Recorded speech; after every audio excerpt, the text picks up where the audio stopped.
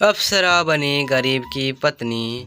एक बार स्वर्गलोक में पक्षियों का अप्सरा बनने की प्रतियोगिता होते हैं।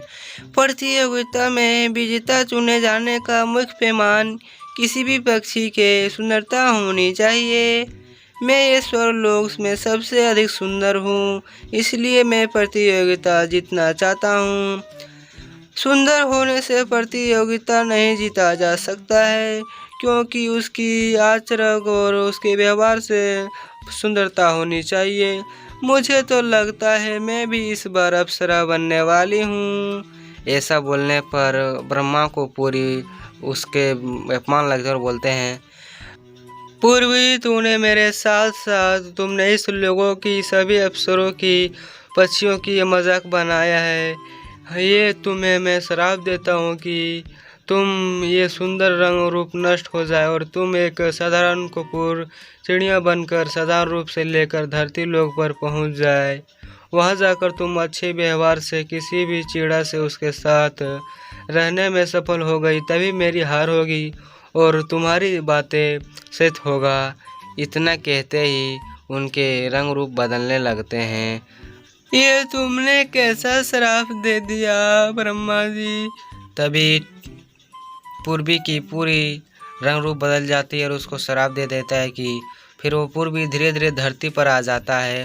फिर धरती पर आ जाने के बाद वो बोलती है, ये तूने कैसा श्राप दे दिया ब्रह्मा? अब मैं इस अकेली धरती पर क्या करूँगी? न तो मेरा यहाँ मित्र है, न रहने का ठिकाना है, न खाने का ठिकाना है।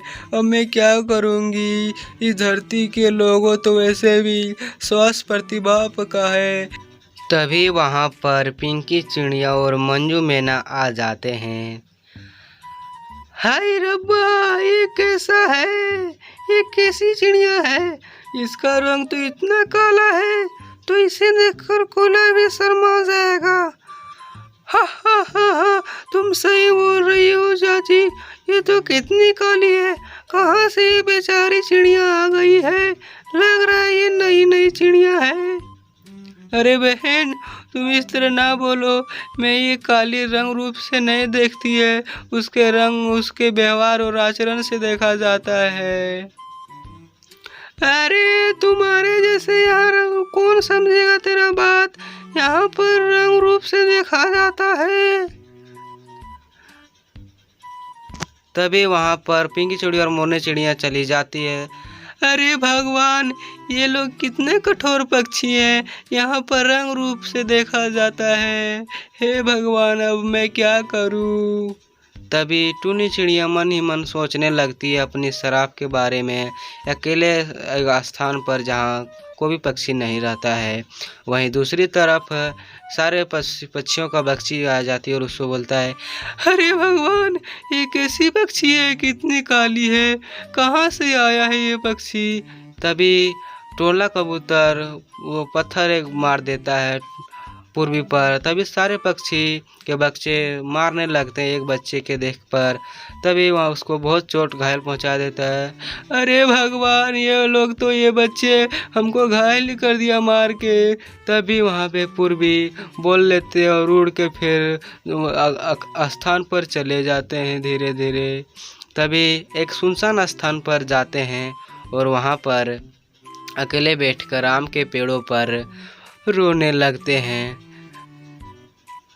अरे तुम क्यों रो रही हो? तुम कहाँ से आई हो? कहाँ है तेरा ये पता? यहाँ पर पता है तुम कहाँ पर बैठी हो? यहाँ पर बाज और चील की यहाँ पे जगह है। तुम यहाँ पे जान गंवाने आई हो क्या? यहाँ से तुम चला जा, नहीं तो मेरे इस कुरूप चेहरों को देखकर चींटी तक नहीं, चील और बाज भी मेरा सिर्फ मजाक ही उड़ाएगा। वो मुझे भी भोजन करने लायक नहीं समझेंगे। ये कैसी बातें कर रही है? वो तुम क्या आहार पर तुम सच में मरने के लिए आई हो क्या? इन संसार में कोई नहीं है? जब मैं इस जंगल में आया तब सारे पक्षी मजाक ही उड़ाया है। यहाँ तक भी मेरे काले रंग देखकर कुछ बच्चे भी मुझे पत्थर मार मार कर मुझे घायल कर दिया है। ये सब रंग रूप के साथ मुझे जीना कोई अधिकार नहीं है। इतना कहकर पूर्वी फूट फूट कर रोने लगती है। देखो ये जगह बिल्कुल भी ये सुरक्षित नहीं है। यहाँ पर बैठकर बात करना ठीक बात नहीं है। यहाँ पर बैठ के बात करने से जान देना पड़ेगा लग रहा है। चलो कहीं सुरक्षित जगह जाते हैं जहाँ पे अच्छा स्थान सुरक्षित जगह मिलेगा।